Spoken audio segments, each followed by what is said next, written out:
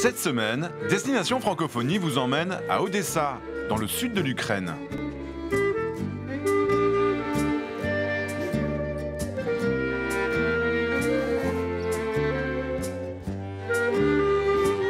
Bonjour. Pour vous présenter Odessa, il faut d'abord commencer par descendre les 192 marches de cet escalier, immortalisé dans le cuirassé Potemkin, le film révolutionnaire de Sergueï Eisenstein. Aujourd'hui encore, il relie le centre-ville au port commandé en 1794 par l'impératrice Catherine II pour ouvrir l'Empire russe sur la mer Noire. Ce port a rapidement fait d'Odessa une ville cosmopolite. On y parlait yiddish, allemand, anglais, russe et très souvent le français. D'ailleurs, le grand poète russe Alexandre Pouchkine, en exil ici, disait lui-même qu'à Odessa, on peut sentir l'Europe car on y parle français. Une autre statue est devenue le symbole de la ville, celle du Français Armand Duplessis, duc de Richelieu, qui gouverna Odessa au début du XIXe siècle. Il est encore considéré aujourd'hui comme l'un des fondateurs de la ville. On lui doit le tracé de la ville et certainement l'influence française sur l'architecture des magnifiques façades qu'on découvre quand on se promène dans la ville. Aujourd'hui encore, celle qu'on surnomme la Marseille d'Ukraine est toujours considérée comme la ville la plus francophone de tout le pays. Des francophiles passionnés font vivre l'Alliance française et le français est enseigné dans de nombreuses écoles et universités de la ville. Et ce soir, toute la communauté française d'Odessa se retrouve à l'occasion de la visite du nouvel ambassadeur de France en Ukraine et pas n'importe où, chez le consul honoraire de France, qui n'est pas n'importe qui, c'est un entrepreneur ukrainien dans le monde du vin et vous allez le voir, c'est un domaine qui a son importance ici pour la francophonie.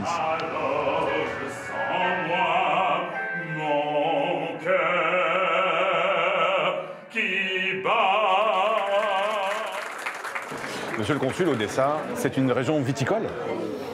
Oui, bien sûr. En fait, maintenant en Ukraine, c'est la région la plus viticole.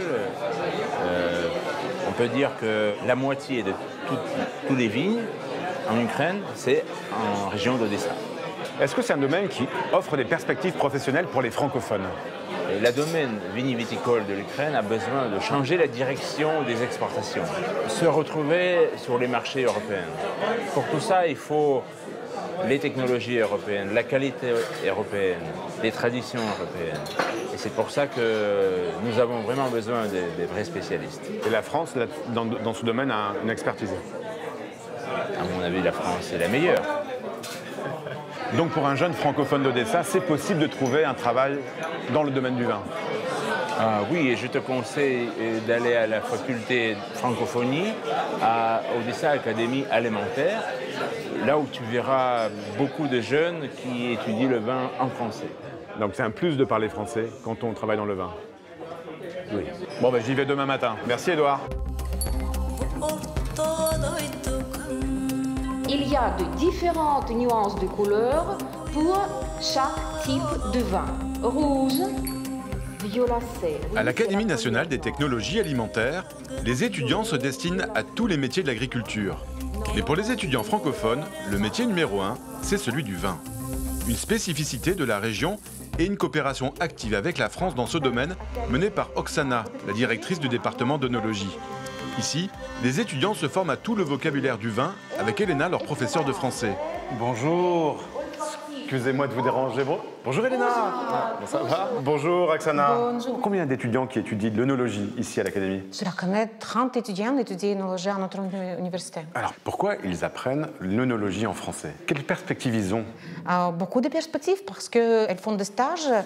Nous travaillons beaucoup avec la Fédération d'échange France-Ukraine et chaque année, 10-15 étudiants passent les stages dans les très connues régions viticoles de France. Où est-ce qu'ils trouvent du travail quand ils reviennent ici à Odessa dans le domaine du vin?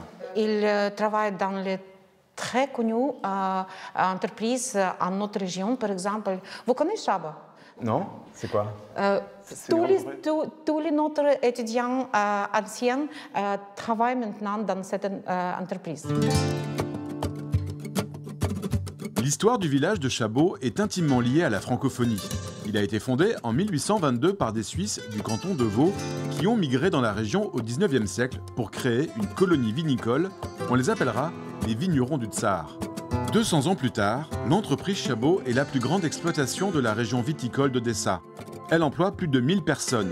Elle est aussi devenue un centre d'application pour les étudiants de l'académie. Oksana y intervient d'ailleurs comme consultante. On doit le développement de Chabot à une famille géorgienne qui reprend le domaine en 2003. C'est dans les vignes que je rencontre Georgi, le fils qui dirige aujourd'hui cette entreprise familiale. Georgi, quel type de vin vous proposez? Aujourd'hui, nous faisons le vin, presque tous les produits de Reza, parce que c'est vraiment une grande culture de vin ici. Et nous avons 30 différents types de Reza, les autres traditionnels cépages européens, comme les Cabernet Sauvignon, comme là. Ça, c'est du Cabernet Sauvignon? Exactement. Et nous avons quelques cépages locaux uniques, par exemple le cépage qui s'appelle Tseltikoruk, qui traduit comme queue de renard, parce que des formes de Reza, c'est comme une queue.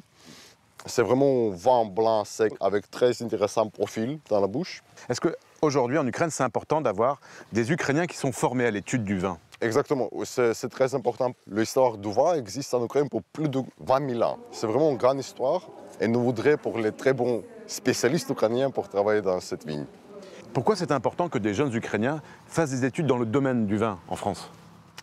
Parce que c'est vraiment transférer pas juste les informations techniques qu'on travaille dans la vigne ou dans l'usine, mais aussi c'est transférer la culture et la passion.